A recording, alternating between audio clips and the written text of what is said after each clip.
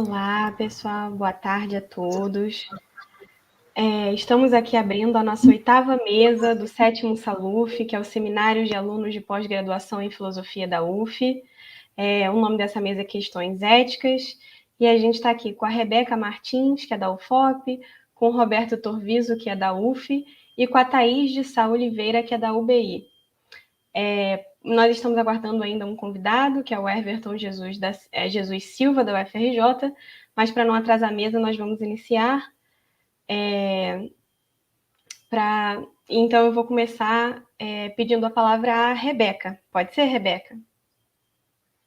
Então, fiquem à vontade, todos têm 20 minutos de apresentação, e lembrando que vocês podem fazer perguntas no chat, que elas serão transmitidas aos palestrantes, aos comunicadores no fim das palestras. Então, obrigada. Rebeca. Oi, então, tá ouvindo tudo bem com relação a isso? Tá. Então, como a Gabi falou, né, eu me chamo Rebeca, me graduei em Filosofia na UF no início de 2020, então já em contexto de pandemia, e no início de 2021 ingressei no mestrado na UFOP, sob orientação do professor doutor Guilherme Mota. Então, além de agradecer, né, pela oportunidade de estar, de alguma maneira, retornando à UF e encontrando amigos que fizeram parte da minha formação, eu também queria chamar a atenção para o fato de que esse trabalho é um trabalho importante para a minha dissertação, porque ele supõe o tema principal, né? Que é mais especificamente o jardim de Epicuro ou a dimensão comunitária do epicurismo. Então, eu decidi fazer um texto para poder dar conta desse tempo que me foi disposto da melhor maneira possível. Então, o título da apresentação é A Conversão Ética como Fundamento da Vida Comunitária no Epicurismo. Bom, nesse trabalho eu pretendo interpretar o Jardim de Epicuro como fruto de uma atitude ética e não política. Uma atitude ética que necessariamente renuncia a uma organização política como a da polis, a da cidade. Isso acontece porque um dos primeiros pressupostos do epicurismo é o diagnóstico da infelicidade humana presente em seu contexto histórico e a certeza da impossibilidade de se alcançar a felicidade em Atenas, ou na Atenas do século IV a.C., né, mais especificamente. Seja essa Atenas sob o domínio de Alexandre o Grande, seja depois da morte de Alexandre. Por causa da perda do exercício pleno da vida política, ou seja, da vida democrática, e com ela a perda do que era mais vital para o homem grego, a dificuldade de se manter feliz era inevitável. Por isso, no período helenístico, investia-se na ideia de que a felicidade podia ser conquistada pelos indivíduos, independente do meio em que eles viviam, e independente deles se identificarem ou não como cidadãos plenos. Mas para os epicuristas, outros fatores ligados à vida na polis seriam impeditivos para a busca da felicidade. Isso seja na cidade de Atenas, seja em qualquer outro contexto estadino ou urbano, né? Então, os objetivos mais específicos são os seguintes. Eu pretendo explicar por que a cidade, entendida enquanto um ambiente que ultrapassa os limites da natureza, foi recusada pelo sábio epicurista. Para tal, eu vou caracterizar um dos pressupostos éticos do epicurismo, que podemos chamar de dieta dos desejos ou cálculo dos desejos, e mostrar como incorporar esse cálculo significava excluir muito do que era valorizado na polis, uma vez que nela são cultivados desejos que os epicuristas caracterizavam como desnecessários. Depois de abordar esses desejos, eu quero apresentar a comunidade do Jardim de Epicuro e alguns elementos que justificam essa comunidade enquanto uma atitude ética e não política. Então, a gente passa para o primeiro ponto, que é a dieta dos desejos. No epicurismo, a felicidade dependia do exercício do prazer experimentado e entendido como ausência de dores no corpo, aponia, e ausência de perturbações na alma, ataraxia. Para alcançá-la, Epicuro propôs uma espécie de receita, conhecida como tetrafármaco ou quádruplo remédio epicurista. E aí eu uso a citação da Maria Cecília Reis, recente, inclusive, saiu em 2019 ou em 2020, e que é uma professora da Universidade do ABC, né? Já que são 4 remédios, o primeiro é o seguinte: não há por que temer os deuses. O segundo, a morte nada pode contra nós. O terceiro, o bem é fácil de alcançar. E o último, o sofrimento é fácil de suportar, né? Esses 2 últimos a gente pode ler como o prazer é fácil de alcançar e a dor é fácil de suportar. Epicuro procurou eliminar as crenças e as opiniões vazias acerca dos deuses e da morte, desses dois primeiros fármacos, né? Fundamentando-os através da física, o estudo da natureza, que definia a realidade, seus primeiros princípios, que são os átomos e os vazios, como a base de tudo. Para ele, as opiniões vazias eram tradicionalmente cultivadas na polis e eram causadoras de dores e perturbações. Então, no que diz respeito à morte e aos deuses, eu não vou poder desenvolver nessa apresentação. A gente vai focar no fato de que o bem, isto é, o prazer, o estado de atraxia, é algo fácil de se alcançar, tanto quanto a dor é algo fácil de se afastar. Né? Então, a gente vai focar nos dois últimos fármacos. Mas isso depende, então, de uma profunda compreensão da vida humana. Uma vez acordada a natureza, essa compreensão aplicada à vida seria capaz de proporcionar ao sábio epicurista, porque Epicuro usa muito mais sábio, sofós, do que filósofo, né? Então vocês vão ver eu falando muito sábio durante o texto. Essa compreensão, então, seria capaz de proporcionar ao sábio o equilíbrio através da medida e do limite. Para Epicuro, a felicidade dependia de uma economia dos desejos e prazeres correlatos, uma vez que, cito, o prazer tem, por natureza, limites determinados. Os desejos, para Epicuro, podem ser classificados de 3 diferentes modos. Os naturais, que podem ser tanto necessários quanto desnecessários, ou os não naturais, que são necessariamente não necessários. Bom, os desejos naturais e necessários são como os desejos de ter sede, de tomar uma água, de ter fome, comer um pão. E os desejos os desejos naturais e não necessários são esses mesmos desejos, mas suprimidos de uma outra maneira, né? Seria, por exemplo, ter sede ao invés de beber água, eu preferi tomar uma taça de vinho, ou então ter fome ao invés de comer um pão, eu preferi um alimento mais suntuoso, como um queijo, um alimento mais sofisticado, né? Ambos desejos, porque naturais, são importantes para o epicurista. Mas o sábio ele deve dedicar-se prioritariamente à satisfação dos primeiros desejos, que são naturais e necessários, uma vez que, e aí eu cito o próprio Epicuro, o bem supremo, portanto, o prazer, está nas coisas simples e fáceis de se obter. Portanto, para o epicurista, o prazer de saciar a sede com um copo d'água ou com um copo de vinho é o mesmo porque ambos acabam suprimindo a dor da falta. Mas, nesse caso, é preferível escolher pela água porque ela é mais acessível, mais simples.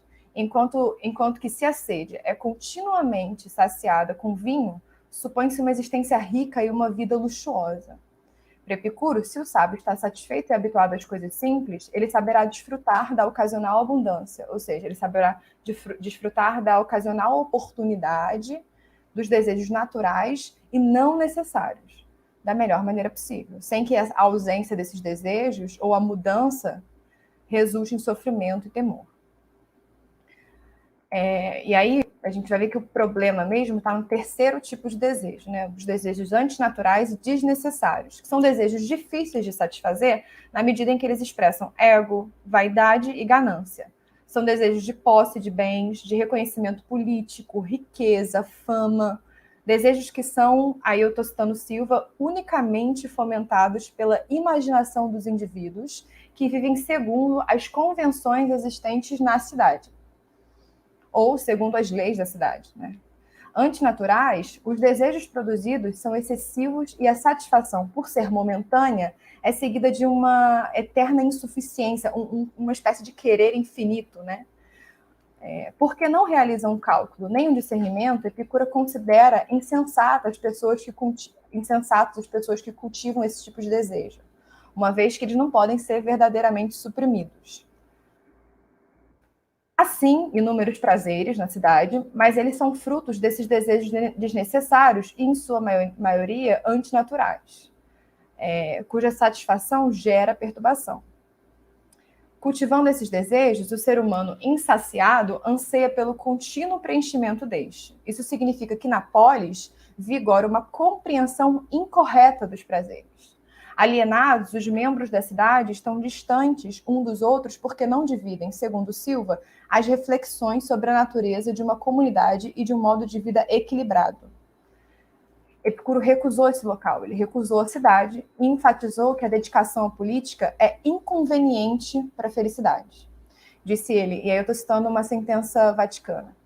é preciso liberar-se a si mesmos dos afazeres rotineiros e públicos. E essa liberação, esse afastamento, né, que ele insinua, não significava necessariamente ignorar e meramente rejeitar a cidade. Porque Epicuro não desvalorizou a política como um tema filosófico. Ao contrário, como vimos, ele foi somente analisando e considerando todos esses aspectos mencionados que ele pôde, então, renunciá-la. Isso significa que o afastamento da cidade foi precedido de um diagnóstico sobre ela. Salem, por exemplo, define que a política em Epicuro é uma perturbação trazida à felicidade. Assim, Epicuro a desaconselha, mas não a proíbe. Hadot aponta que nem mesmo os epicuristas abandonam totalmente a política, e aí ele cita Amínias de Samos e Apolofanes de Pérgamo, que foram 2 epicuristas politicamente ativos, né? E ainda Brum apresenta Epicuro como alguém que questionou intensamente a decadência e outras perturbações da polis. Bom, identificadas as perturbações ligadas à vida na cidade, Epicuro desenhou estratégias para afastá-las. Conhecer os limites da natureza foi a primeira tarefa, que caracterizou-se por essa dialética dos desejos, ou dietética dos desejos, que a gente acabou de ver. E a consequência, pois, foi se distanciar do espaço onde os desejos ilimitados são cultivados, praticando o que eu estou chamando aqui nesse trabalho de êxodo urbano. Para o sábio, era necessário viver apartado da cidade. Era preciso manter-se ignoto, em latência, indo em direção a um lugar outro, um lugar capaz de aproximar o humano da sua própria natureza. Então, eu pretendo agora explicar melhor o que seria isso que eu estou chamando de êxodo urbano em Epicuro, né? Como afirmou Aristóteles, o homem é naturalmente um animal gregário, o que significa que os humanos tendem a unir-se uns aos outros. Para Epicuro, essa união, essa agregação, acontece pela busca natural de laços que resultem em mútua satisfação e que dependem de uma conveniência que seja vivida em comunidade. A cidade do período helenístico, da perspectiva epicurista, é constituída por membros cujos princípios básicos de felicidade, prazer, justiça não são compartilhados. Esses valores variam de pessoa para pessoa, afastando-as uma das outras. Epicuro, então, decidiu abster-se dos assuntos públicos. Ele estava antes interessado na fundação de um microcosmos, de um jardim retirado e reservado. A asserção epicurista que melhor expressa essa disposição é a seguinte: late biossas. Apesar de ser comum traduzi-la como vive escondido, não se trata de uma fuga, mas de uma retirada da cidade. Prefiro, como Silva, traduzir por vive ignoto, ou ainda por vive retirado, apartado, latente, o que não significa viver como um eremita, né, distante de todos. Mas, ao contrário, busca-se viver em uma comunidade estruturada por indivíduos que compartilham da adesão aos princípios que são a base do epicurismo, comprometidos com um constante reforço desses princípios através da própria convivência. O sábio, então, precisa da companhia de outro sábio. Por isso, o jardim foi o primeiro modelo de uma comunidade de amigos que viviam juntos para nutrir a filosofia que foi capaz de uni-los, atraindo, por causa do exemplo, outras pessoas.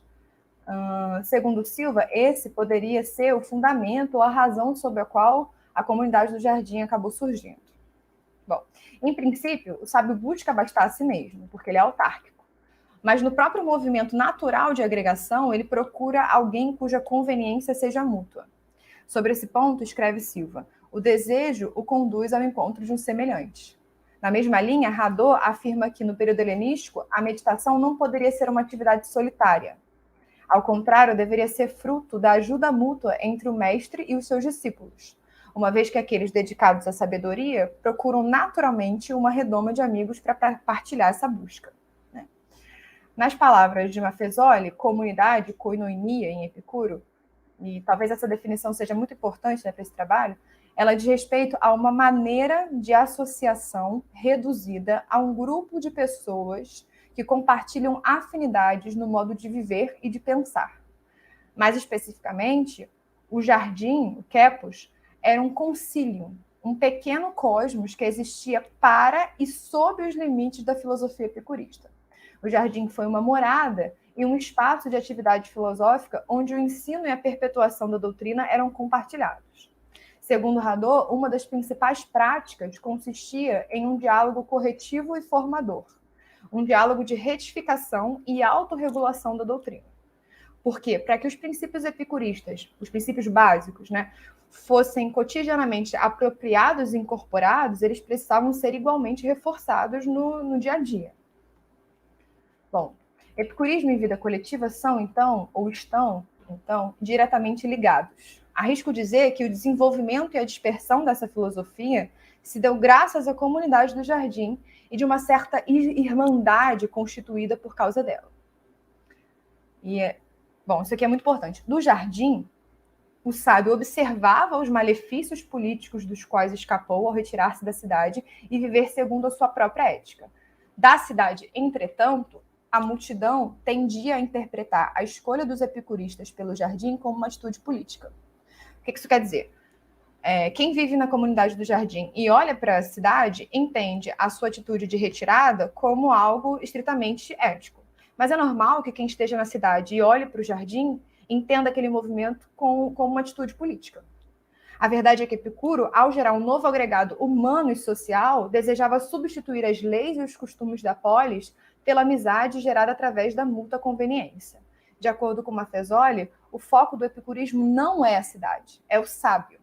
O interesse é pensar formas de convivência geradas pela ética e não pela política. Bom, então, de modo geral, diversas escolas do helenismo, a epicurista, a cética, a estoica, se destacam, sobretudo, quando comparadas às escolas filosóficas clássicas do século IV, como o Liceu de Aristóteles e a Academia de Platão. Primeiro porque as escolas helenísticas elas eram conhecidas como pequenas escolas ou mesmo como seitas filosóficas. No caso do estoicismo, por exemplo, o pórtico, a estoa, era geograficamente aberto no local mais ativo da cidade. Isso porque os estoicos eles permaneciam envolvidos com os assuntos políticos, né? Completamente diferente do Jardim, que era uma casa situada extramuro, às margens ou nos arredores de Atenas, em um lugar que era geograficamente fechado e acrescido de um amplo espaço verde. Era como uma redoma de amigos, né? Distante do mundo, porque o epicurista, como vimos, além de desconfiar da política, e aí eu cito o próprio Epicuro, ele também não participará dessa vida política. Bom, existia um isolamento próprio das seitas helenísticas, pois além de simbolizarem um único grupo, alguns membros dividiam o modo de vida comunitário enquanto se formavam. Isso acontece porque algumas escolas são dedicadas não só ao ensino, mas ao exercício da vida de modo geral. É esta situação do Jardim, algo análogo que seria hoje um internato, locais onde os alunos estudam e dividem alojamentos, somado aos princípios básicos de uma comunidade alternativa, né? Locais que desafiam a política tradicional, propondo uma espécie de vida simples. Então, o Jardim ele é caracterizado pelo modo de vida comunitário e frugal dos epicuristas, em oposição aos excessos da cidade. Autossuficiente, dedicado a produções agrícolas e refeições simples, ele era sustentado por atividades que incluíam, por exemplo, celebrações em datas específicas. Também sabemos, por diversos autores, que o Jardim funcionava como um horto, um lugar onde os membros cultivavam a terra, plantavam e viviam daquilo que eles plantavam. Giovantini conta que, além da produção agrícola alimentar os próprios epicuristas do Jardim, o excedente era comercializado, gerando renda. E aí, sobre esse ponto, eu cito Diógenes de Noanda, que foi um epicurista tardio, falando sobre essa produção agrícola, né? Uma citação grande. E quanto ao necessário proveniente da agricultura, como nós não teremos escravos nesse tempo, uma vez que nós mesmos vamos arar e cavar e mantê-los, desviaremos os córregos e assistiremos. E essas atividades serão interrompidas de acordo com a prática contínua e partilhada da filosofia, pois os trabalhos agrícolas nos fornecerão as coisas das quais nossa natureza tem necessidade. Final de citação. Pode-se dizer que o prazer cultivado no Jardim é fruto dos desejos limitados e, portanto, naturais. Cito Epicuro, a riqueza proveniente da natureza é limitada e viável, e das opiniões vazias cai no inabordável. Então, ao epicurista era vital que a dedicação ética à doutrina se realizasse em seu máximo grau sobre uma dimensão comunitária e sobre esse elo da conveniência mútua que acaba gerando amizade. E aí eu cito mais uma vez Epicuro, uma das sentenças vaticanas, que é a seguinte: a voz da carne é não ter fome, não ter sede e não ter frio. Pois quem tem essas coisas e espera ver de tê-las, lutaria pela felicidade até com Zeus. Em outras palavras, uma vez garantido a realização contínua dos desejos naturais e necessários, o sábio seria capaz de viver como um deus, tendo o jardim como a sua morada, o seu Olimpo, né? Então, eu já estou caminhando para a conclusão. Isso significa que o jardim não é um espaço meramente alegórico ou de simples desígnio local. A preferência por um terreno verde, distante da multidão insensata, onde se pode cultivar um horto, não será nada despretensiosa. Se Epicuro, para fundamentar o seu comportamento, entende a realidade através da fisiologia, do estudo da natureza, construir uma comunidade num jardim fez do seu pensamento uma potência. Porque estar em um lugar organicamente composto é o mesmo que se submeter a um modo de vida também orgânico, portanto simples, tranquilo, natural e necessário. Isso significa que, em estrito senso, o jardim favorece ou é terreno fértil para o estudo da natureza. Pode-se dizer, portanto, e agora para concluir mesmo, que diante da opção da ética e da política, Epicuro apresenta a responsabilidade da escolha. Se não há possibilidade, e aí eu cito Silva, de coexistirem harmonicamente sobre um mesmo ideal homens de caráter tão distintos, que haja, então, a possibilidade de um caminho alternativo. A vida em comunidade apartada, qual é esse caminho alternativo, né? A vida numa comunidade humana apartada e distante da cidade. Então, meditando sobre os preceitos éticos e dirigindo-se ao jardim, o sábio, segundo Epicuro, compreende o que é filosofar para si e o que é filosofar para Hélade, para a cidade. Que para Epicuro são coisas completamente distintas. Então, eu encerro aqui. Agradeço mais uma vez a Gabi pela mediação. Agradeço também os amigos que estão assistindo.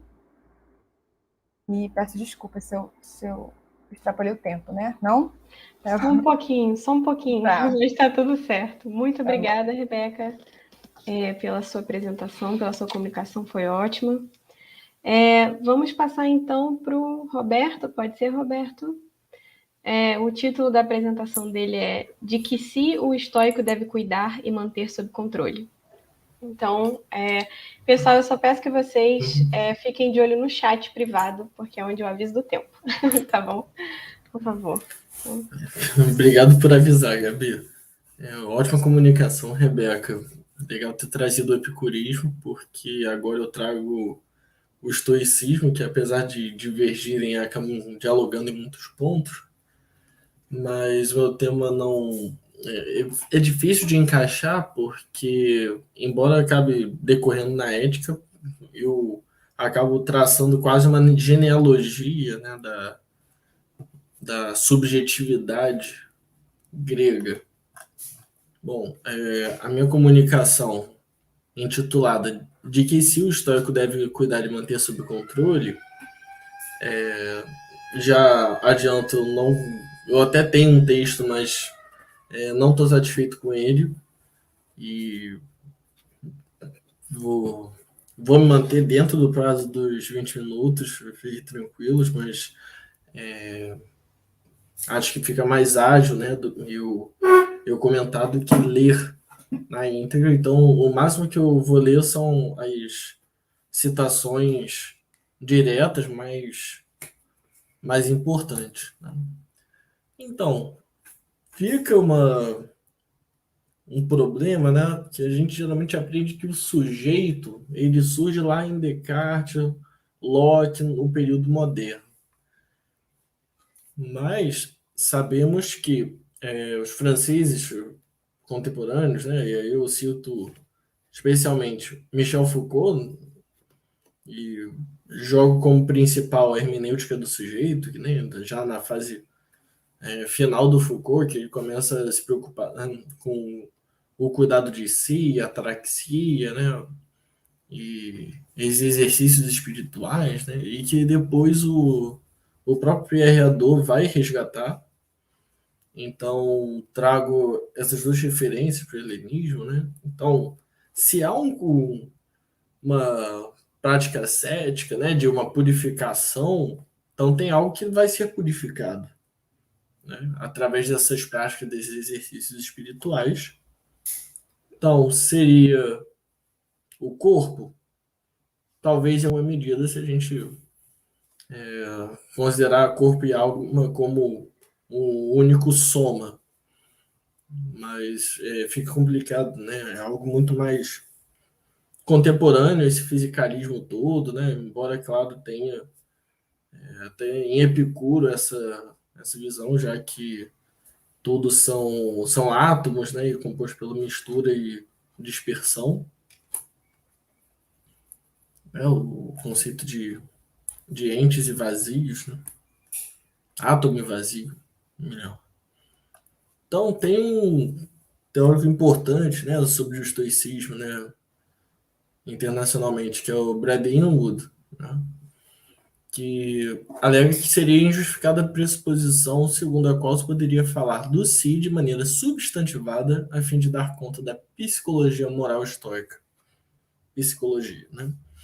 Até porque esse termo, né, a psicologia, né, entender a psique como alma, né, ou algo próximo dessa consciência que é muito próprio, né, dessa fase mais contemporânea, mais do século XX, né, a psicanálise, entre outros, que gera essa discussão, né? Então, haveria um artigo, né, de Laurent Jaffro que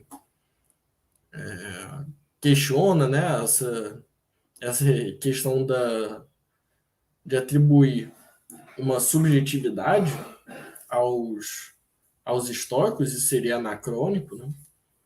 Bom, então a gente não poderia falar em psique no mundo grego, que seria um problema, né? Então, o que seria essa alma?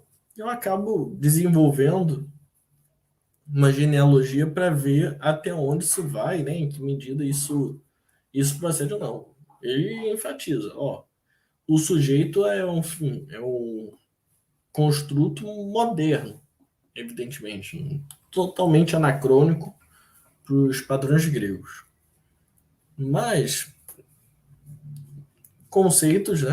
E acredito que eu discordo um pouco de Platão quando ele fala em modelos ideais e eternos, né? Acredito que haja uma dimensão social histórica, do materialismo histórico mesmo, né? Dos conceitos, né? E de uma própria visão de mundo, né? Que deriva da evolução humana, né? E da sua trajetória no mundo. Então, esses conceitos, sujeito, subjetividade, não surgem do nada. A gente encontra em Sócrates, em Agostinho, nas confissões, né? Até porque se as confissões de Agostinho é alguém que está se confessando, né? E quem é esse sujeito? Ó, tem que ter um indivíduo, uma subjetividade, um ser por trás, né? Senão os seres existem de forma completamente alienada no mundo, né? Sócrates, claro, por trazer a preocupação, né, para o interior do homem, né, com cuidado de si, conhece a ti mesmo, né? Esse autós, né, que aparece no idioma grego antigo e ainda no moderno, né, que a gente traduz por próprio, si mesmo, enfatiza muito esse lado, essa dimensão íntima, pessoal, né? Isso não surge do nada, então eu resgato o que isso me baseei muito na leitura de um comentador, Bruno Dambros, que escreveu um artigo a respeito disso. Ele chama de uma protonoção de subjetividade que há no socratismo, não de uma forma original, mas que deriva da dinâmica cultural grega desde Homero, Hesíodo, passa pela lírica e também é importante a tragédia. A tragédia, sim, que vai trazer, vai buscar essa dimensão mais pessoal dos humanos, que a gente vai ver mais adiante como isso procede. Então, o meu movimento é esse, de apresentar brevemente essa trajetória histórica, né, do que a gente poderia chamar de sujeito, dessa psique, até Sócrates, para poder pensar, já que o socratismo influenciou ou derivou o estoicismo de alguma medida, né? Por influência direta ou indireta de Antístenes, né? E os cínicos, Diógenes, Crates, até o próprio Zenão, extensivamente. Para a gente pensar, poxa, será que não há um sujeito no estoicismo? Tá? Então a gente vê o seguinte, que lá na época homérica tem uma multiplicidade que compõe o sujeito. O sujeito é composto por partes. Diz ambos. A épica homérica utiliza três termos para falar daquilo que é o mais íntimo do homem: psique, timos e nós. Né? Pelo Ridley Scott, o nu seria compreendido como uma mente, um intelecto, né? Uma faculdade intelectiva, né? de uma certa abstração. Enquanto o timos teria um sentido de alma e espírito por uma comoção, ou seja, de um movimento causado pelo patos, né? Por um estado anímico. Né? Por sua vez, a psique é o termo que mais frequentemente é traduzido por alma. Né?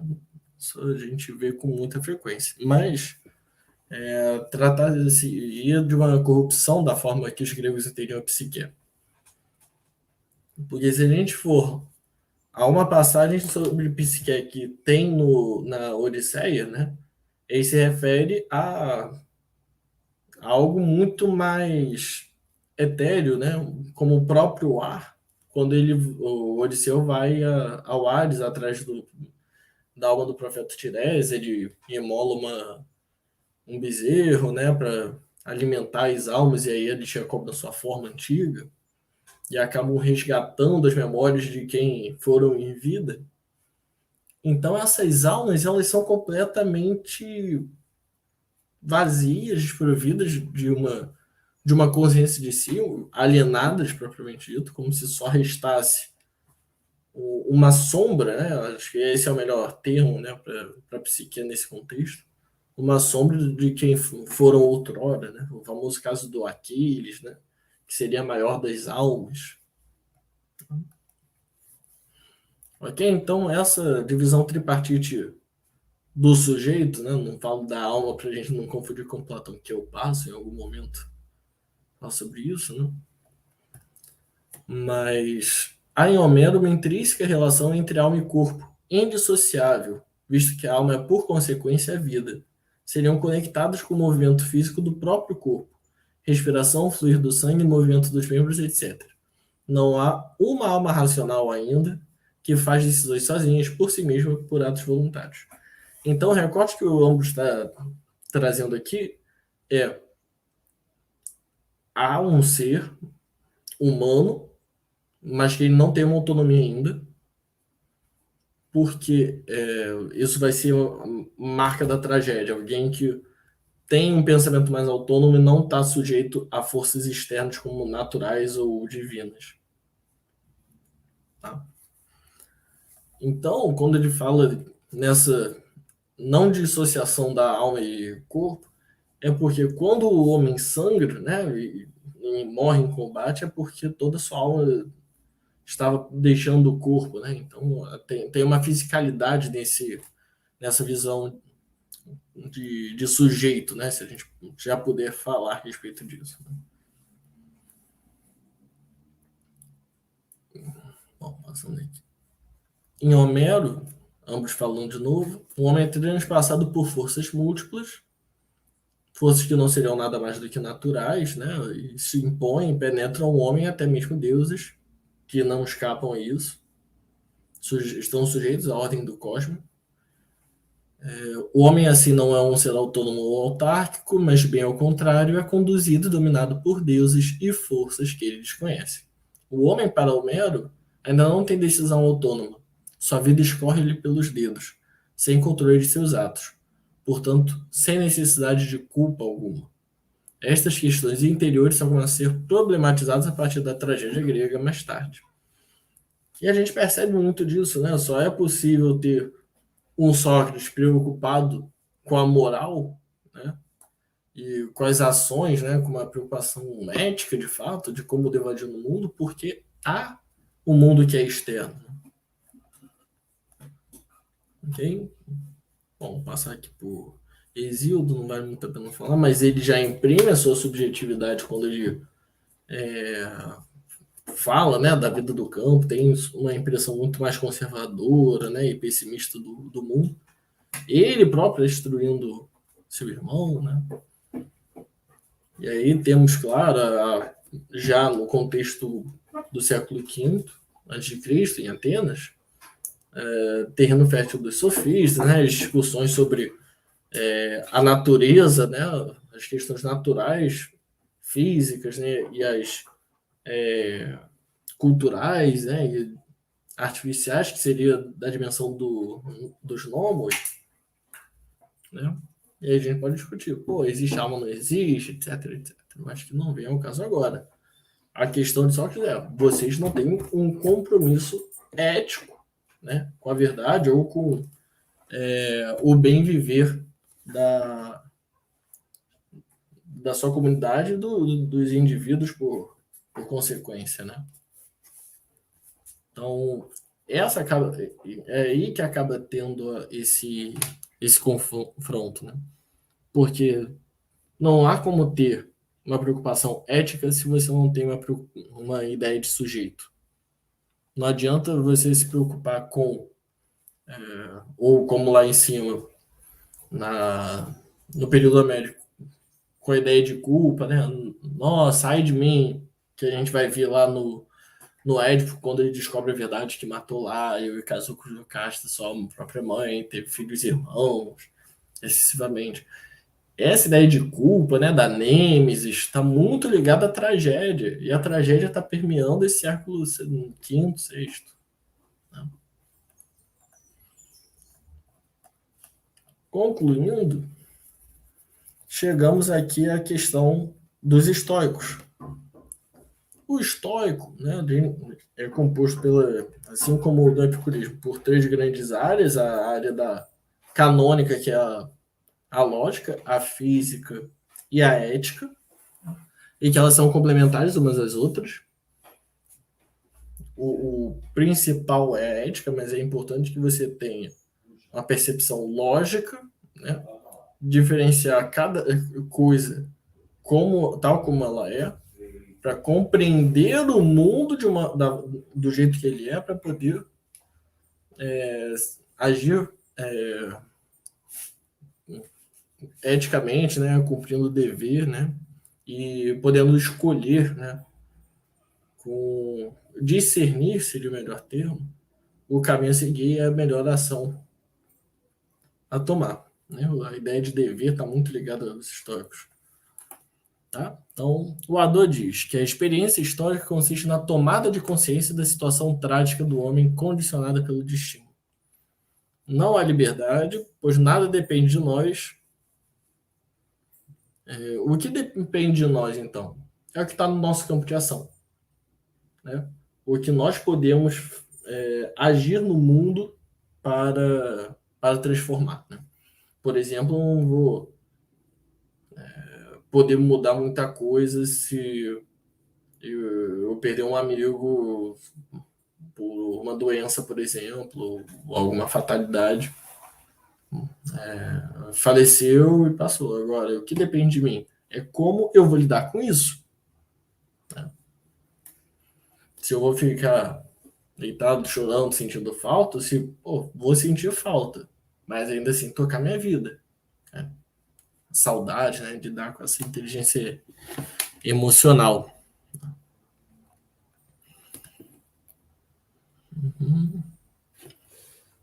Então, o cosmos, o mundo para os estoicos, ele é racional, coerente, consciente e coerente consigo mesmo. Né? E ao estoico cabe refletir essa coerência, né? Tanto em discursos quanto em atos, né? Segundo o exemplo socrático. Né? Então, aí explora um pouco mais pelo Marco Aurélio, né? tanto Marco Aurélio, né? A questão de tudo que eu sou é carne, alento, sopro vital e o meu guia. O que é entendido por guia é, mentes, né? É a faculdade racional, né? Que participa da questão de discernir, né? O caminho que tomar e por onde seguir, né? Mas aí a gente vê, por exemplo, o conceito de proaires, né? Porque é dito, se não me engano, Epicuro ou Sêneca, que o destino guia aqueles que o aceitam e arrasta aqueles que o recusam, justamente mostrando, ó, você pode tentar resistir, mas a charrete está indo para lá. Não, eu quero pegar. Não, você vai para a direita. Né? Então, tem que ter uma prudência, tem que ter tem um sujeito que decide aí. Né? E a gente percebe, por exemplo, que tudo que é, aí já ligado à questão da lógica, concluindo, todo conhecimento adquirido sobre o mundo externo, os juízos que podem ser emitidos, eles passam por um critério da razão, só que essa razão ela não é infalível, ela tem uma subjetividade, né? E todos os sujeitos eles são falíveis. Né? Então, no momento que você presencia algum fenômeno e faz anunciado um juízo que não procede, você está incorrendo num equívoco, né? Que seria um fantasma, né? Todos os estímulos externos, fantasia, passam pelo nosso critério da razão. Só que aqueles que são impressões da mente, né? Ou seja, ilusões que não correspondem aos fatos, seriam fantasma. Tá? Então, é importante que haja esse sentimento ou compreensão, né? A catalepse, né? Uma fantasia cataléptica, que é aquele estímulo externo que o meu sujeito dá o assentimento e corrobora, ó, isso procede. Né? Então, é importante essa dimensão. É aqui que eu pretendia chegar. Né? Claro, desenvolvo mais no texto, mas o importante é isso. Há um sujeito aí que age na teoria do conhecimento. Ok? É isso, muito obrigado. Obrigado, Gabi, pela mediação. Abraços aos colegas.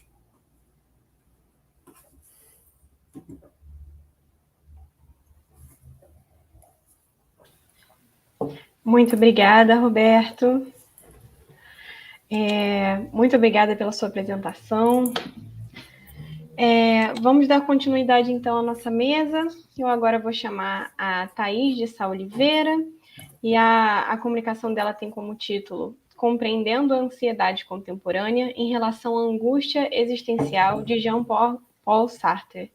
Então, com a palavra, Thaís, por favor, e muito obrigada.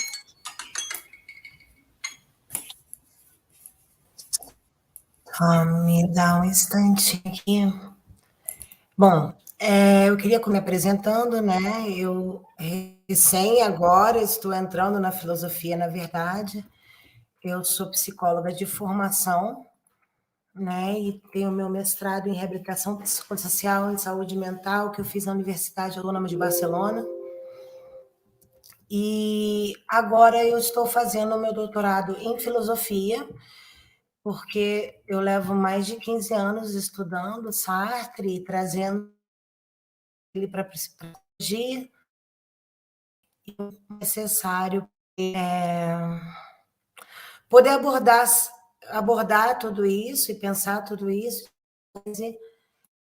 a partir da filosofia pura e dura, né? Então, hoje eu estou aqui para trazer um pouquinho o que eu tenho estudado sobre a relação entre angústia e ansiedade. Na verdade, o meu tema de investigação, eu tenho como orientadora André Barata, que é presidente da Sociedade Portuguesa de Filosofia, e a gente tem pensado como que esses tempos esses tempos de agora, né, esses tempos atuais, são tempos ansiosos e que trazem mais um desdobramento da angústia existencial que Sartre discute para a nossa vida cotidiana. Eu só estou tendo um pequeno problema nesse momento para achar aqui, mas enfim. Então a ideia é a seguinte. Thaís, Oi. Thaís, desculpe. Você quer ajuda Oi. para compartilhar o slide? É isso? Na verdade, eu perdi o slide nesse momento da minha vida. Eu acho que compartilhar é igual Zoom, né? Isso, no campo de baixo, pertinho de onde está o seu microfone, como você silencia o microfone e a câmera, tem ali compartilhar. Sim. Mas, de qualquer maneira, aqui, achei. Agora eu me achei. Tá ótimo. Toma o seu tempo, não se preocupa. Temos algum tempo de tranquilo. tolerância Até aí. porque, como eu comento, é a minha pesquisa de doutorado agora. Eu estou no primeiro ano do doutorado aqui em Portugal. Então, bem ou mal, são reflexões introdutórias, né? É como eu estou tentando me acercar mesmo à problemática para poder desenvolver o que eu quero discutir no meu doutorado. Vamos lá, agora eu vou compartilhar. Thaís, só mais uma coisinha. Você está travando um pouco para a gente? Eu não sei se eu entrei em comunicação aqui com o nosso suporte, e aí parece que é a sua internet. Não sei se você pode fazer algo em relação a isso. Às vezes a gente está tendo um pouco de dificuldade de te entender. Tá, eu vou falar um pouquinho mais devagar, porque quanto a isso, na verdade, eu não posso fazer muita coisa. Me desculpa, tá gente. Ótimo, tá ok, tá tudo certo, então. Obrigada. Enfim. Então, eu queria discutir um pouquinho de que são esses tempos contemporâneos. A gente se encontra imerso como um horizonte de faticidade. Um pouquinho do que eu compreendo como ansiedade, né, que eu vejo chegar na minha clínica, e um pouquinho do que Sartre desenvolve sobre angústia existencial. Né? Então, nós estamos hoje em dia vivendo cada vez mais, e com a pandemia a coisa está se agravando, né? Em tempos acelerados, onde o mundo demanda as respostas da gente o tempo todo. Temos o celular o tempo todo ligado, por exemplo, o meu celular nem desliga, ele só reinicia. Ele não desliga, eu tenho que colocar no modo avião. Né? Por exemplo, eu aqui vivo em Portugal, então eu vivo no horário do Brasil, no horário de Portugal, e ainda faço trabalhos para o México. Então, assim, o mundo demanda muito da gente o tempo todo, né? E o que eu tenho visto chegar na clínica é uma ansiedade justo por querer satisfazer todas as expectativas e essas demandas que o mundo, bem ou mal, nos impõe, né? Então, nós vivemos em tempos de controle, né? Então, necessitamos e temos vontade o tempo todo de controlar isso tudo, responder todas essas demandas. Temos que trabalhar, temos que cuidar da casa, temos que fazer 1001 coisas, em evento de doutorado. Enfim, essa é um pouco a ideia dos tempos contemporâneos, né? Na minha pesquisa, eu estou trabalhando para pensar essa contemporaneidade com Ramut Rosa, né, do livro Aceleração, e com alguns livros do Byung-Chul Han. E nesses tempos, então, contemporâneos, a gente tem essa urgência pela eficiência, né? Buscamos soluções rápidas o tempo todo para evitar os sentimentos que não queremos ter, porque temos que estar bem, porque temos que estar eficazes, temos que funcionar nesse mundo. E aí a ansiedade vem como algo que não é natural, né? Os indivíduos acabam evitando situações, né, para fugir dessa ansiedade, que eu chamo de ansiedade clínica nos meus escritos. e acabam se frustrando por não serem capazes de responder essas demandas que o mundo nos impõe. E, por ende, como resultado, temos visto cada vez mais uma maior medicalização da ansiedade, como uma tentativa de se livrar da ansiedade, né, do que sentimos, por não conseguir abraçar tudo, ou criar situações em que essa ansiedade possa se permitir num nível mínimo. Né? Então, o uso de medicamento é cada vez maior. O Brasil é um dos países que mais medica com Rivotril no mundo. É muito mais fácil você comprar Rivotril do que você comprar um hormônio como a melatonina, que ajuda a dormir e ajuda a ansiedade. Mas, enfim, a coisa aqui é a ideia de querer evitar, então, esses momentos de ansiedade e esses sentimentos incômodos que causam, que a ansiedade causa por não dar conta dessas demandas. Sartre, quando fala da angústia, e por isso eu gosto, eu peguei logo ansiedade e angústia para estudar, porque eu considero que a angústia existencial não é o que eu vejo na clínica, né? A angústia para Sartre é totalmente parte dessa relação inseparável do homem com o mundo. E se mostra como uma condição mais originária ao homem. Né? O homem é a angústia. E aí ele discute no Ser e o Nada a diferença entre a angústia e o medo. Que o medo aparece frente a um perigo concreto, tem um objetivo, um objeto, e é relacionado com o dano que essa realidade pode nos causar. Enquanto a angústia não tem esse motivo concreto, não tem esse objeto externo, acaba sendo um medo de nós mesmos, de nossas decisões, de não poder nos construir como nos projetamos e das consequências das nossas decisões. Então, a angústia acompanharia o homem sempre. Mas, para quem leu A Náusea, e eu convido, quem não leu, leiam, é um ótimo livro, esse contato com a angústia, nós somos angústia, a angústia está sempre aí. Mas esse contato com a angústia, ela surge com a consciência dessa liberdade de me fazer.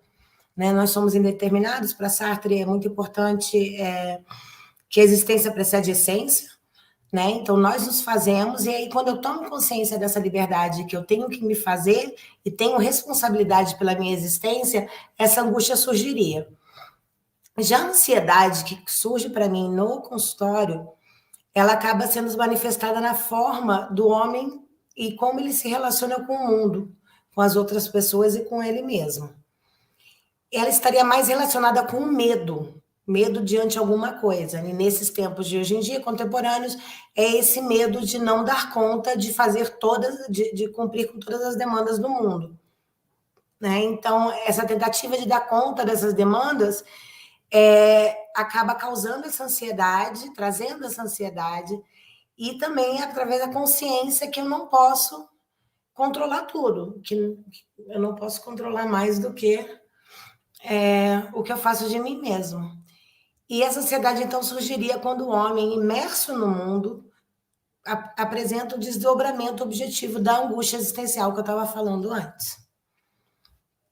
E eu já me aproximo das considerações finais e gostaria muito de receber perguntas e reflexões, porque isso é um trabalho que eu tenho, né, que eu tenho desenvolvido e cada vez mais me enfiando aí, mergulhando na ansiedade existencial e na angústia, né? Entre minhas considerações finais, então, eu queria trazer a importância da busca da compreensão do homem em relação ao mundo contemporâneo para uma prática clínica na psicologia, né? Pensar essa ansiedade gerada pela angústia constitutiva da existência, essa ansiedade como desdobramento objetivo da angústia seria também uma certa maneira de mascarar, e isso daí eu tenho pensado também muito com o meu orientador, que seria meio que um ato de má-fé.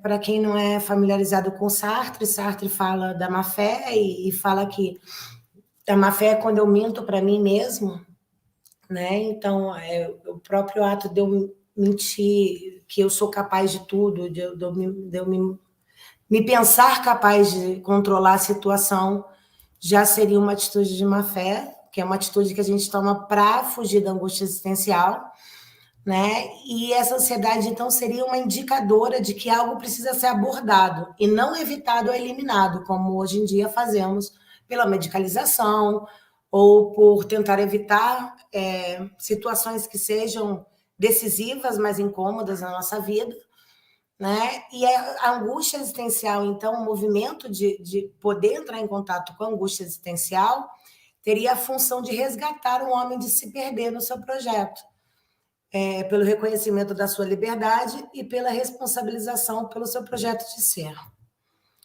Aí eu deixo meu contato para quem não tiver pergunta para formular agora, mas depois surja. E pronto. Eu queria agradecer os colegas, a moderação, e estamos juntos. Deixa eu parar de compartilhar. Muito obrigada, Thaís. Espero que tenha dado para ouvir, porque realmente eu tenho que puxar o cabo da internet aqui. O Wi-Fi fica ali atrás, mas... Não, foi um milagre virtual. Parou de travar na hora que você começou a apresentar, deu tudo certo. Bom que você reclamou dela, porque aí ela se tocou e falou, não, eu tenho que funcionar agora, sabe? Isso é ótimo. Com certeza. Thaís, muito obrigada pela sua apresentação, gente, muito obrigada pela presença de vocês. E temos muitas perguntas. Aí, muitas perguntas mesmo. Então, eu vou começar pela ordem, para as perguntas lá do começo não ficarem esquecidas. Muita gente elogiou e agradeceu a apresentação de todos. A Giovana fez a seguinte pergunta para a Rebeca. Fiquei com uma dúvida. Quem eram os membros que faziam parte da escola epicurista? Como eles se relacionavam? É a pergunta da Giovana para a Rebeca. Oi, ótima pergunta. Tá, tô vendo aqui agora. Bom, os membros, isso é uma coisa assim destacada pelo próprio Diógenes de Laércio, porque a gente tem contato com a filosofia de Epicuro, sobretudo pelo livro 10 de Diógenes de Laércio, presente na obra Vidas e Doutrinas dos Filósofos Ilustres. Então, o próprio Diógenes de Laércio já começa destacando quem são esses membros, porque realmente as características desses membros são coisas notáveis dentro de uma escola filosófica, e também os próximos comentadores vão continuar insistindo no fato de que realmente isso é algo de destaque dentro da filosofia epicurista, porque os membros do Jardim são não só homens atenienses, mas estrangeiros, homens não livres, mulheres, letradas ou não, e crianças, além da própria família de Epicuro, né? Então, assim, essa coisa, sobretudo dos estrangeiros, é muito marcada, porque Epicuro já tinha uma prática de viajar. Ele tentou fundar escolas em Lampsaco e Mitilene, antes do próprio Jardim. Por alguns motivos não teve sucesso, mas ele fez muitos amigos lá. Inclusive, por causa dos amigos de Lampsaco, ele conseguiu comprar o Jardim. Né? E também é outro detalhe que Diógenes faz questão de ressaltar. Então, assim, já tem esse caráter distinto de quem são os membros, o fato de, por exemplo, ter mulheres estudando epicurismo, como é o caso de Temista, que vem de Lampsaco, então, para a escola de Epicuro em Atenas. E uma outra característica, portanto, então, respondendo essa coisa de como eles se relacionavam, né, a segunda pergunta dela, é o fato de que existia assim, uma certa hierarquia, mas muito mais em termos de senioridade de ensino do que qualquer outra coisa.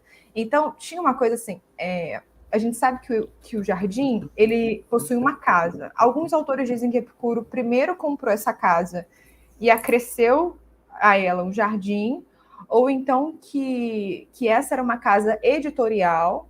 Isso é um fato, assim, independente dela ser ou não acrescida de um jardim, era uma casa editorial onde Epicuro enviava as suas cartas, escrevia as suas obras, né? Também Diógenes cita mais de 300 obras, então ele tinha uma produção bibliográfica muito alta e ele vivia ali. E dentro dessa casa vivia Epicuro e os discípulos mais avançados da doutrina. Significa que, se o jardim fazia parte dessa casa, Epicuro não vivia acampado no jardim. Ele vivia dentro dessa casa e tinha uma coisa de... O contato direto era Epicuro e os discípulos mais avançados.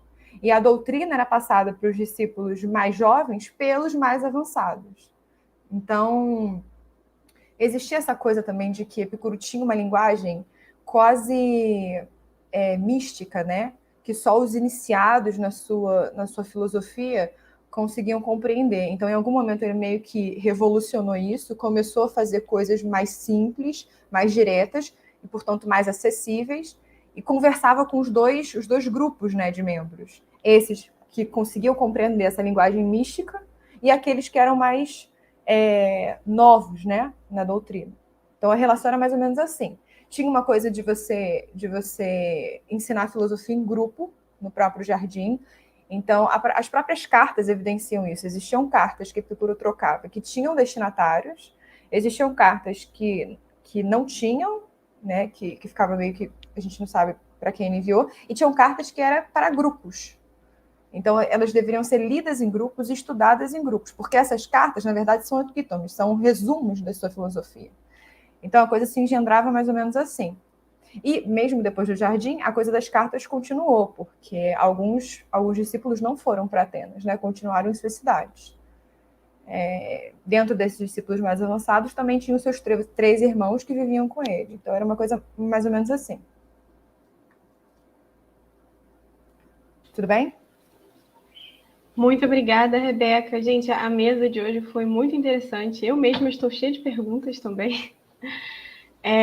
Eu vou lendo aos poucos, tá? Porque como a gente está com algum tempo que, infelizmente, um dos nossos convidados não veio, que aí vocês podem responder com calma, tá? Então, mais uma pergunta para a Rebeca, essa em 2 partes, tá? Então, eu vou ler as 2 partes e aí você responde como você quiser. É a pergunta da Giana. Como conciliar a rejeição de uma vida pública e a formação de comunidades, vida coletiva, de sábios? A convivência fora da polis não era considerada como pública? E a parte 2 dessa pergunta poderia explicar mais como a ética é incompatível com a política para Epicuro? Essas são as perguntas da Giana.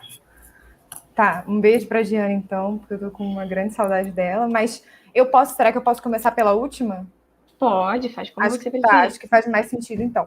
Porque, Giana, existe uma coisa, assim, que acredito eu que o primeiro ponto desse debate ético e político em Epicuro é compreender que se trata antes de território, né? Então, assim, um outro fator é que a gente tem que também compreender que essa questão política versus ética só dá para ser pensada nessa primeira escola de epicuristas, né? Depois as coisas vão tomando outras proporções e, enfim, tem autores, por exemplo, o Marcos Figueira da Silva, ele diz que você já não pode falar de um epicurismo estritamente fiel a Epicuro no contexto de Roma, porque em Roma você tem epicuristas envolvidos com a política, né? O próprio Mauro, que é um colega meu que estudou na UF, não sei se a Jana conhece, enfim, e agora está terminando um doutorado na UFRJ, o título do trabalho dele é O Epicuro que Roma Precisa, porque o envolvimento realmente político dos epicuristas em Roma é tamanho. A gente tem Diógenes de Anoanda, por exemplo, que era envolvido com a política. O próprio Lucrécio, que foi também um epicurista tardio, escreveu seu poema para um político romano, para responder a um político romano. E sei lá, em grande escala, né, eu acredito que no final das contas, por exemplo, Herculano. Herculano era uma cidade da Itália que era praticamente epicurista por um todo. Então, é claro que, de alguma maneira, se você tem um espaço do tamanho de uma cidade que é epicurista, aquilo ali já se torna uma prática política, né? Então, quando a gente pensa no epicurismo em Atenas, a gente tem que, para poder compreender por que é uma atitude ética e não política, a gente tem que compreender o que é aquele território ali, em termos de política, o que Epicuro está chamando de política naquele momento, que é propriamente a decadência da Grécia clássica, né? Além de Epicuro voltar para Atenas, no momento em que Alexandre o Grande está morto, e aí o que acontece? Você tem uma certa guerra instaurada, né? Os generais de Alexandre estão disputando pelo poder. Então, a coisa fica muito, muito tensa, né? As pessoas que vivem naquele espaço, elas precisam estar prontas para reagir a todo momento. E o próprio desejo ali de governar, ou seja, o próprio fato de um general conseguir ganhar essa disputa e tomar o poder, não é tranquilo para esse general, porque a qualquer momento ele pode sair dali, entendeu? É meio que você tem essa tensão instaurada. Além de tudo, a miséria é tamanha, porque Alexandre mudou o polo comercial de Atenas, no polo comercial da Grécia, de Atenas para Alexandria. E aí, por causa da baixa frota mercantil, você tem uma fome dilacerada por Atenas. Então, é miséria, disputa política. Todo esse cenário é um cenário que não favorece o alcance da felicidade, né?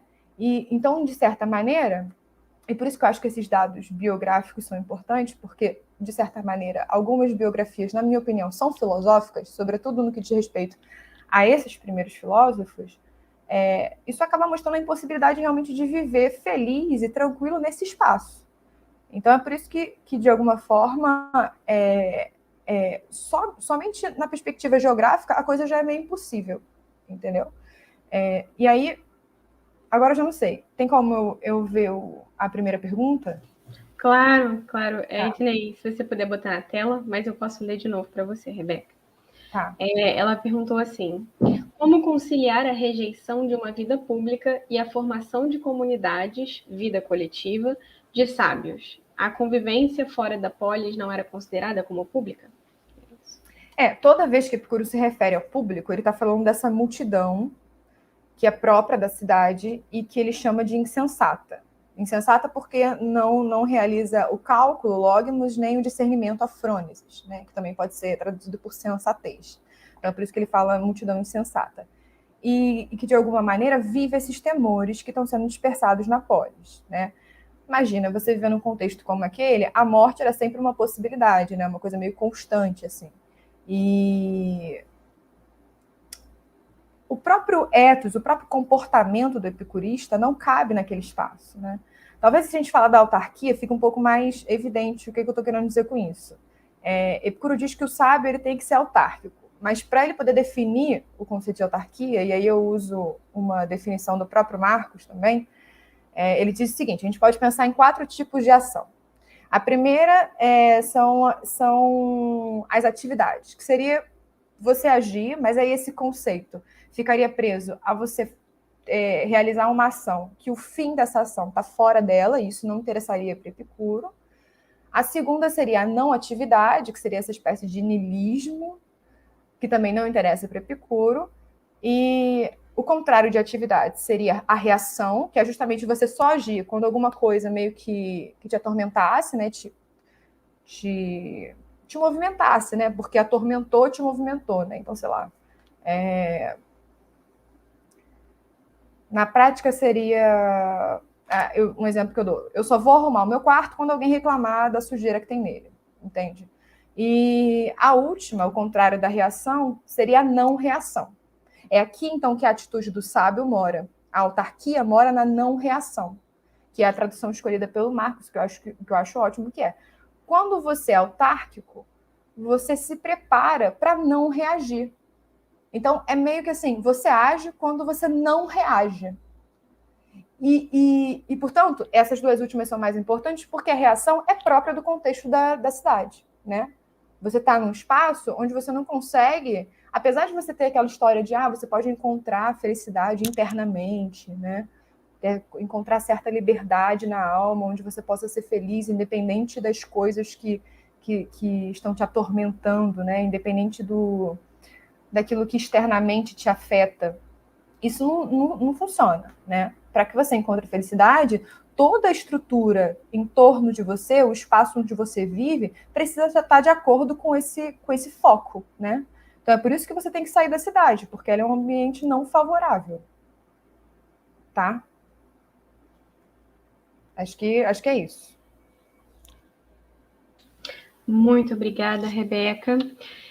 Você falou do Mauro. Se eu não estou enganada, eu acho que a próxima pergunta é dele. É Mauro Juarez o nome dele? Isso. Então é ele sim.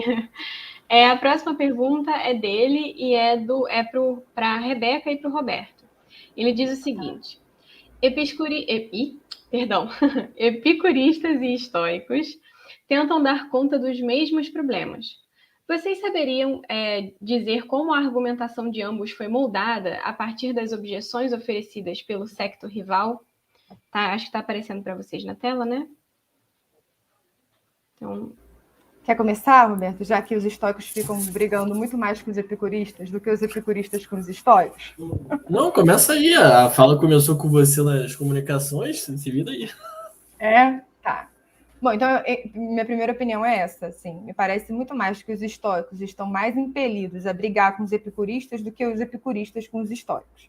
Então, sei lá, você tem casos... E o Mauro, na verdade, está fazendo uma pergunta que ele sabe responder, né? Tá. Mas, enfim, você tem casos de...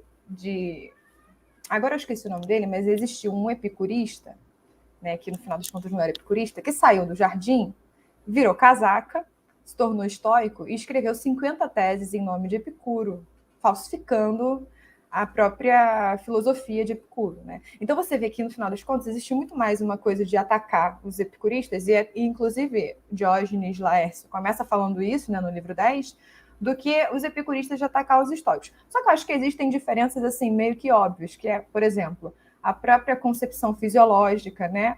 Para os estoicos existe essa ideia de destino. Para Epicuro, sim, existe as coisas que se dão por necessidade, mas também existem as coisas que se dão por acaso, né? E, portanto, a gente sabe aí da ideia de desvio, né? Você tem uma trajetória retilínea, mas em algum momento, enquanto um composto atômico, você pode desviar dessa trajetória e exercer a sua liberdade, né?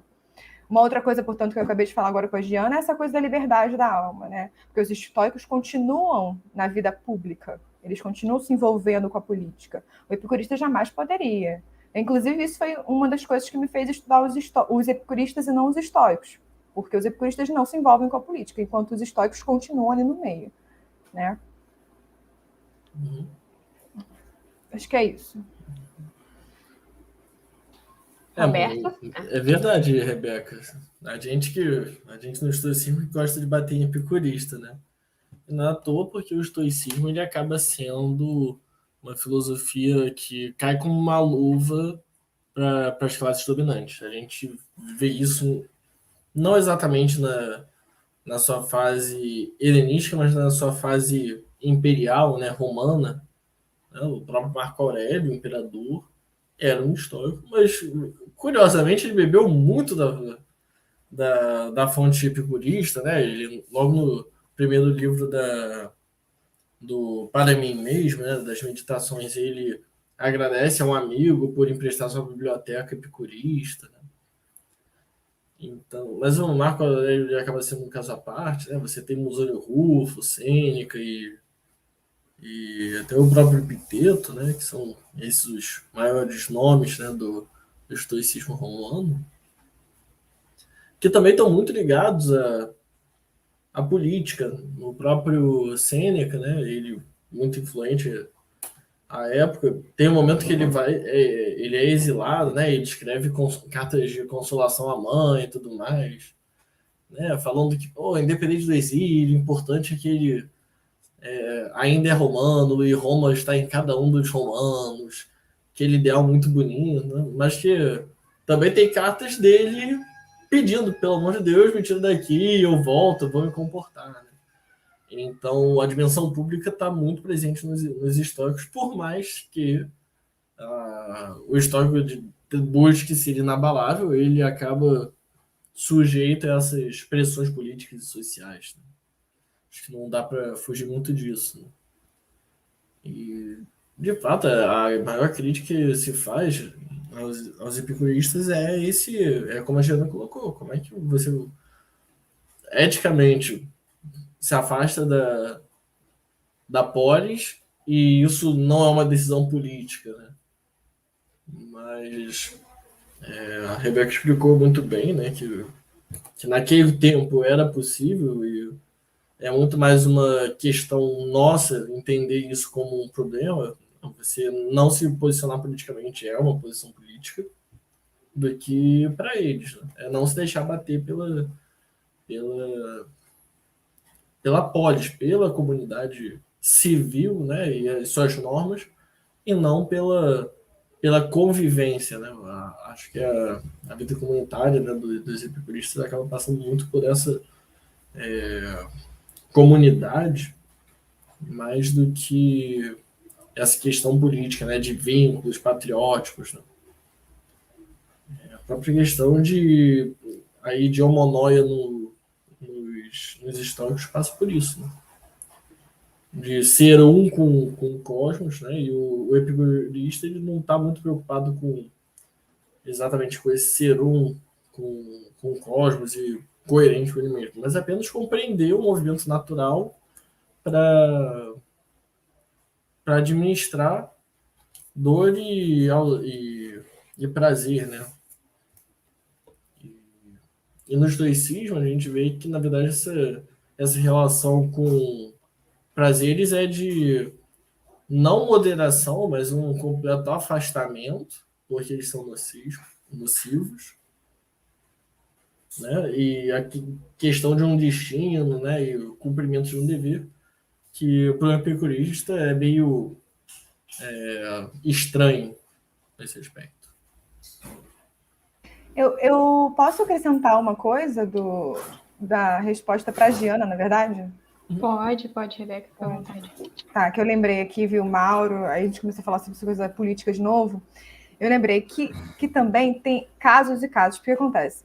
Em algum momento do texto eu falei assim, Epicuro não proíbe o envolvimento do epicurista na cidade, mas ele sugere que não participe, que é melhor que se afaste. Só que ele também parece compreender de alguma maneira, que Atenas é uma comunidade como um todo, né? Apesar de ele estar no microcosmos, existe esse macrocosmos. E aí, se essa tranquilidade de Atenas, numa perspectiva ampla, for de alguma forma ameaçada, o epicurista precisa se envolver. Então ele tem uma proposição assim, se for necessário, você se envolve na política. O que é isso na prática? Eu lembrei do Lúcio Quinto Cincinato, né? Por isso que eu falei que o Mauro acabou me lembrando dele.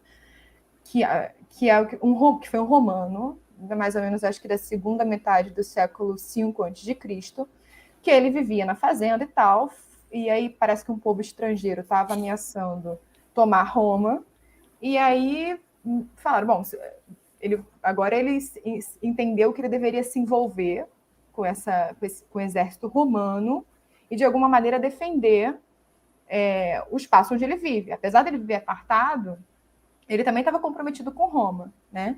E aí o que acontece? O Lúcio Quinto vai lá, faz parte do exército, é um dos generais mais destacados, ele recebe depois a oportunidade de se tornar, ganhar um cargo muito alto dentro do exército romano, e ele nega, e ele fala, não, eu vim aqui, eu larguei o meu arado, eu peguei a minha espada, eu lutei, a coisa foi resolvida, acabou fazendo isso com sucesso, e agora é meu momento de voltar para minha fazenda, para minha casa. Não quero manter o meu envolvimento com os assuntos políticos, né? Então, e essa atitude é propriamente epicurista. Bom, se for necessário, se eu preciso manter a harmonia desse macrocosmos, que seria, no caso, Roma, eu vou lá e mantenho. Depois que isso for estabelecido, eu volto para o meu microcosmos. Tá? Muito obrigada, Rebeca e Roberto.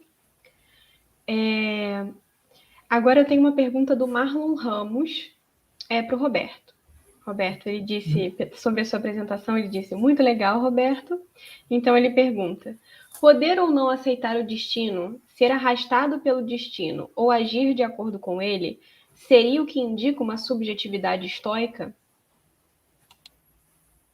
Então, minha apresentação não foi muito das melhores, né? Acho que poderia ter sido muito melhor do que foi, mas esse acaba sendo o ponto que eu tento trazer, né? De que se há uma escolha, tem um sujeito que escolhe, porque senão claro, tem um destino fatalista, e muitas das críticas, né, com essa noção de um destino, né, de uma providência que tudo arrasta, é disso. Bom, se está tudo determinado, não vou fazer nada, né? Por exemplo, não, se eu for ganhar na Mega Sena, tá de boa, não preciso fazer nada se tiver no destino. Pois é, só que você tem que apostar, né? Tem essa dimensão do campo de ação, compreendem? Faz sentido? Então, não adianta você ter, aí trazendo para a dimensão ética que diz respeito à pergunta, sim, se você tem uma situação um acontecimento, um fenômeno. Pum, aconteceu. A forma como você vai lidar com isso é que está dentro do que se chama de campo de ação. Né? Porque tem elementos que são externos ao indivíduo e que o indivíduo nada pode fazer. Epiteto fala muito disso, né? De diferenciar aquilo que está no nosso poder de transformar, de ação, e aquilo que está. Porque se aquilo está fora do meu campo de ação, poxa, aí, fulano tá chateado com você. Poxa, que pena, né? Não, posso ter errado tudo mais, né? E aí mas eu consigo mudar, desfazer o estado dele de estar chateado comigo? Posso tentar conversar e tal. Então tá no meu campo de ação, mas se ele quer ficar estressado comigo, a questão é dele. Então, desrespeita um outro, não, pô, tema enchente, derrubou minha casa. Pô, tragédia. Pois é, aconteceu, e aí? Não. Quando ele fala em destino, né, de ser arrastado ou conduzido pelo destino, é isso. As coisas acontecem. Agora, como você vai... Aí eu acho que o termo é um pouco complicado, mas foi o primeiro que me passou pela cabeça. Lidar e não exatamente o reagir, né? Eu ia falar reagir, mas eu pensei, não, talvez lidar com isso seja melhor. Né? Porque você tem opções. Você não pode fazer o que ocorreu, mas você pode escolher como lidar com essa situação. Então, você tem uma escolha, né? E tem um sujeito que decide aí. Né? Então, é muito difícil a gente dizer que haja esse determinismo fatalista, né? Não, tá tudo determinado, então não preciso fazer nada. Sei lá, eu vou conseguir uma boa casa, vou ter um emprego dos sonhos, eu vou ser feliz com uma parceira, ou com minha família, ou com amigos, porque não depende de mim, vai acontecer. Né? Será? Nós temos agência, né? É isso que o Epiteto traz. Né? Acho que a subjetividade reside nisso, nessa capacidade de decisão. Consegui responder, Marlon? Bom, acredito que sim, Roberto. Eu agradeço. Vamos ver se o Marlon deixa um comentário. Amigo meu. Agora nós temos algumas perguntas para a Thaís. Viu, Thaís? Temos algumas perguntas para você. A Isabela Carolina, ela pergunta o seguinte: existe uma estrutura temporal na angústia e ansiedade? Algo como um excesso de passado e expectativas futuras, respectivamente? E ela também te dá parabéns pela sua comunicação. Eu tenho que agradecer muito a Isa pela pergunta. Obrigado, Isa. Sim, existe uma estrutura temporal. No Seriunada, Sartre discute sobre uma angústia pelo passado e uma angústia pelo passado e uma angústia pelo futuro, né? O passado, porque o passado já porque são vários termos, mas enfim, a Isa vai entender o que eu estou falando. Eu espero que todo mundo também. O passado se apresenta para a gente como um em si, como uma facticidade, como algo que eu não posso mudar mais, né? Então, o simples fato de estar muito preso ao passado causa uma angústia, e também tem angústia pelo futuro, né? Que é o fato de eu não ser o que um dia eu serei no futuro, eu não ser no presente um dia eu serei no futuro. Né? Tem uma citação muito famosa do Seriunada que eu sempre gosto de trazer nos grupos de estudo, né? Que o para si é o que não é, ou seja, ele é hoje em dia o que ele já não é, o passado, e ele não é o que ele é, ou seja, hoje em dia ele não é o que ele será no futuro. Né? Então, isso tudo tem a ver com a circularidade da temporalidade em Sartre. Então, sim, Isa, não sei se eu te respondi, mas é por aí. Muito obrigada, Thaís. Roberto, o Marlon agradeceu, ele disse muito boa resposta. Então, foi respondido. Thaís, temos mais perguntas para você. Tem uma pergunta um pouco longa aqui do Lucas que eu vou ler, tá? E aí provavelmente O vai Lucas se aparecer empolgou. vai aparecer para Lucas você se só a parte da pergunta. Mas é bom, a gente gosta de empolgação. Não, eu adoro, eu tenho que agradecer meus amigos por estarem fazendo perguntas. Eles são amigos meus. Acho que tem muitos amigos aqui, realmente. O Lucas disse o seguinte: gostaria de fazer uma pergunta.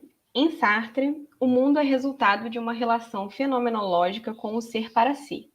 Então, nesse sentido, o para si constitui o mundo e, portanto, é responsável por ele. Gostaria que comentasse sobre a relação entre essa responsabilidade sartriana, a ansiedade e os tempos de hoje, sobretudo em relação aos seus estudos clínicos. Então, o que eu vejo chegar muito na clínica, Lucas, obrigado pela pergunta, é exatamente esse, né, como nós constituímos um mundo iluminado e aprendido pela gente, né, e toda essa perspectiva do para si. O que eu vejo muito chegar na clínica é exatamente a fuga dessa responsabilidade por me fazer, né? Por eu ser indeterminação, por eu ser angústia, por eu ser um vir a ser, né? O que vem muito na clínica é, não, mas eu queria tanto mudar e não consigo mudar, eu não posso mudar porque tal coisa, a responsabilização de outras coisas, de outras pessoas nas nossas ações. É lógico que entrar no campo da liberdade sartriana é um pouco argiloso e também não temos o tempo hábil para explicar isso, mas a liberdade para Sartre ela se dá nesse fazer, né? E nesse fazer que é limitado e que é, de alguma maneira, emparedado, né? Como a gente pode ver nos livros de contos de Sartre, o muro é emparedado pelo concreto, pela facticidade, pelo mundo, né? Não é uma liberdade para fazer o que eu quiser. E, do mesmo jeito, não quer dizer que eu seja responsável pelas consequências das minhas ações. Então, às vezes, tem paciente que chega, não, mas se eu sou responsável pela minha escolha, por que não deu certo o que eu fiz, o que eu escolhi fazer? Né? E esse é um movimento, bem ou mal, de má fé, de querer mascarar a minha responsabilidade pelas escolhas.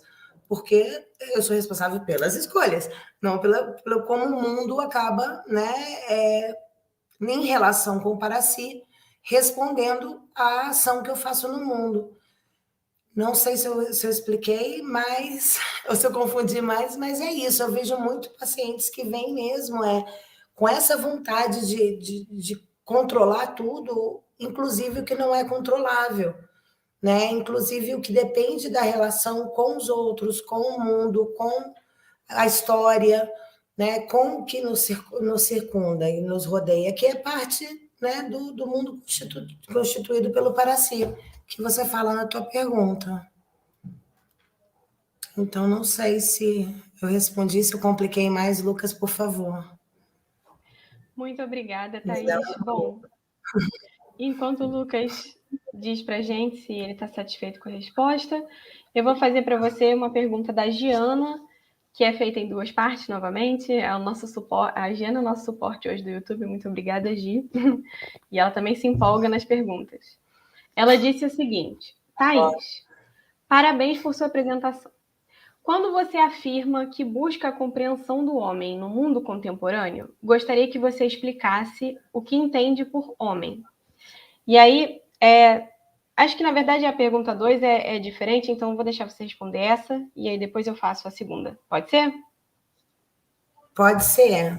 Então, Giana, obrigada pela tua pergunta. Eu entendo de onde você parte, mas eu me refiro a não porque eu acho que a segunda parte você fala da natureza humana, né? Porque eu entrei no YouTube e dei uma lidinha nas perguntas antes para me preparar. Você quer que eu leia, então? Perdão, você quer que eu leia? Eu posso ler.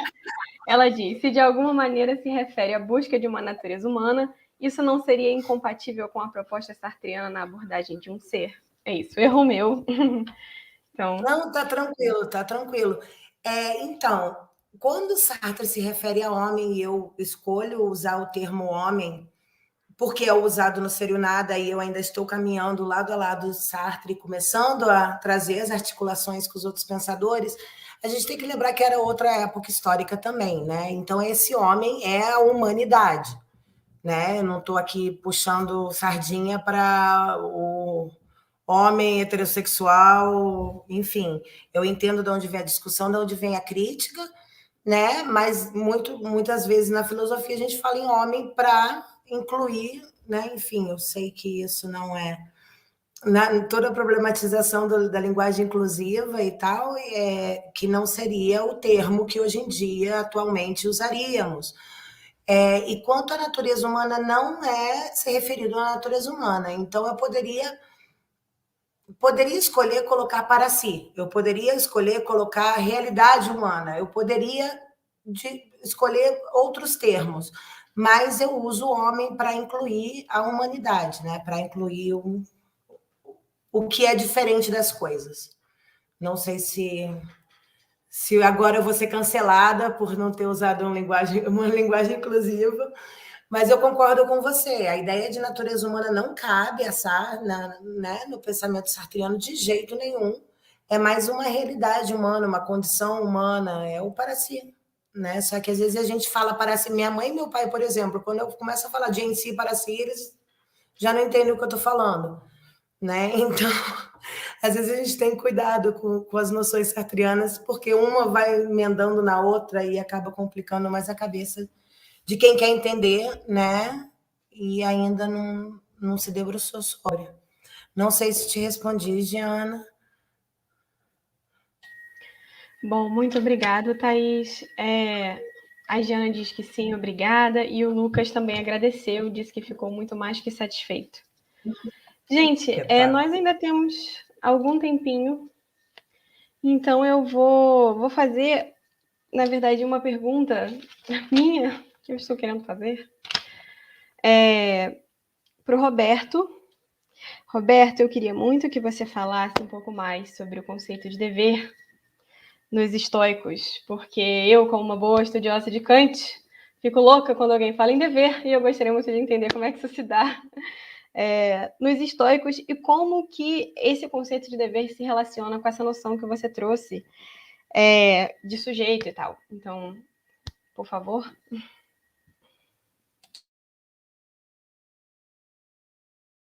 Você está mudo, Roberto, por gentileza. Gente, o problema de lidar com duas telas é isso. Um para cá, o olho no peixe, outro no gato. Então, eu vou responder com toda humildade que eu não vou saber estabelecer um paralelo com o dever em Kant, porque não é exatamente meu forte. Eu não gostaria de ser mais leitor de Kant nesse aspecto, né, do imperativo categórico, aquela coisa toda. Mas parte muito da própria cosmovisão do estoicismo, né? Se o universo é tido como um grande vivente, né? Ele é racional e ele é coerente consigo mesmo, a gente entende que tudo acontece por uma razão. E aí que vem a ideia de destino, de providência, né? De uma certa causalidade. As coisas acontecem no mundo, e aí entra um acaso, né? A gente pode dizer que há um acaso, ó. Se aproxima talvez acho que o dever se aproxima muito com a questão de virtude, talvez, né? Dá pra gente fazer um paralelo com a fortuna e a virtude do Maquiavel, que a fortuna é a condição mutável da dinâmica fenomenológica. As coisas podem acontecer. O mar pode estar calmo e de repente ficar revolto. E nada é causa disso. Simplesmente acontece. Não tem nenhum grande responsável por isso. Mas a natureza, né? Ela opera de um modo e os seres humanos de outro. E o Hegel faz uma diferença em torno disso, né? Que, por exemplo, a natureza não é responsável se ocorre uma erupção vulcânica, né? São condições naturais, temperatura e pressão, que chega um momento que gera aquele fenômeno. Ok, isso acontece. Mas a dimensão humana tem esse discernimento. Mas veja, se coloca no papel do sábio estoico. Para que eu iria tentar agir num sentido contrário àquele dos fenômenos? A ideia de dever para os estoicos é muito mais de uma coerência, uma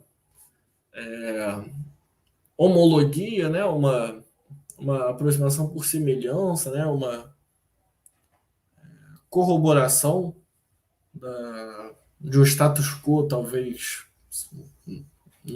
Talvez as palavras estejam me falhando, estejam me sendo imprecisas nesse momento para elucidar, mas acho que é isso.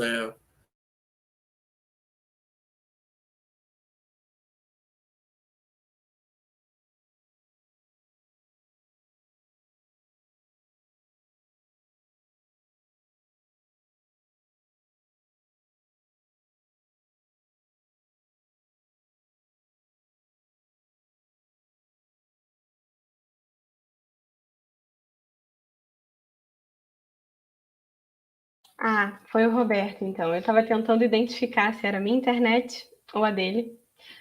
A minha deu ruim. Ah, Acho que voltamos. voltamos, desculpem.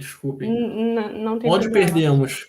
Você estava falando que essa noção de dever era uma coerência, e aí você estava dizendo que a expressão status quo talvez não tivesse sido tão apropriada, e você estava desenvolvendo a partir disso.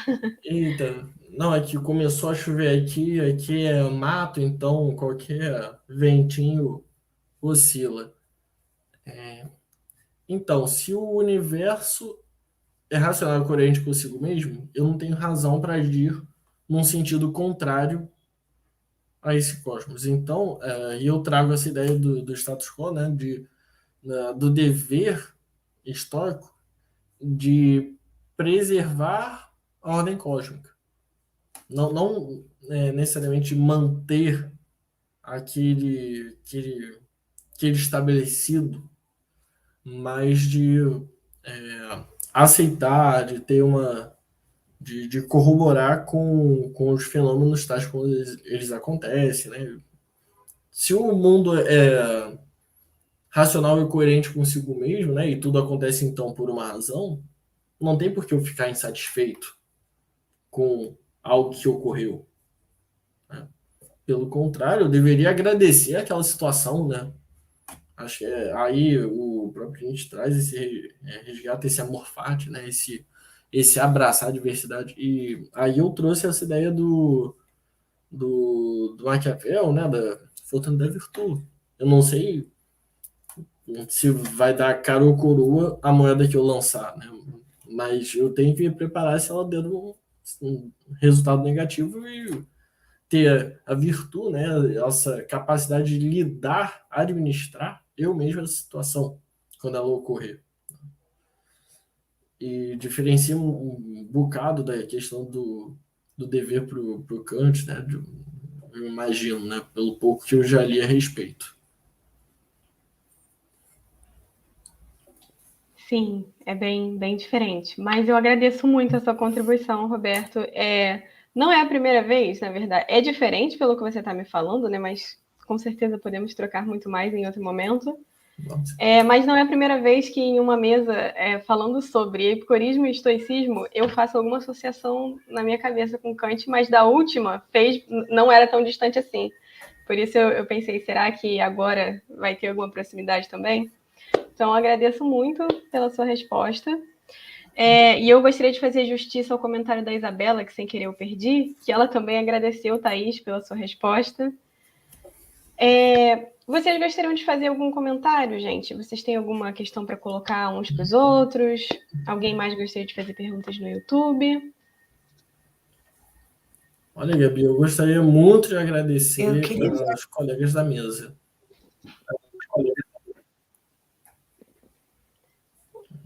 Roberto, acho que deu uma travada.